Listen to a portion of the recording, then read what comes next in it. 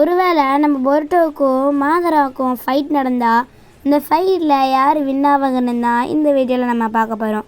அதுக்கு முன்னாடி நீங்கள் ஒரு பொருட்டோ ஃபேன்னா இந்த வீடியோவை லைக் பண்ணிவிட்டு ப்ளூ கலர் ஆட்டை கமெண்ட் பண்ணுங்கள். இல்லை நீங்கள் மாதரா ஃபேன்னா இந்த வீடியோவை சப்ஸ்கிரைப் பண்ணிவிட்டு ரெட் கலர் ஆட்டை கமெண்ட் பண்ணுங்கள்.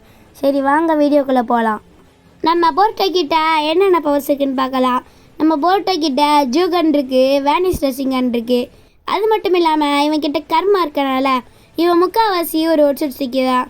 இந்த காரணத்தினாலே நம்ம பொருட்டோனால் ஏகப்பட்ட ஜுட்ஸுவை பயன்படுத்த முடியும். அதனால் மாதரா நம்ம பொருட்டோ எதிர்க்கிறது கொஞ்சம் கஷ்டம்தான். அப்படியே நம்ம மாதரா சைடு வந்தோம்னா நம்ம மாதரா கிட்ட ஐக்யூ லெவல் அதிகம். அது மட்டும் இல்லாமல் அவகிட்ட எக்ஸ்பீரியன்ஸ் இருக்குது.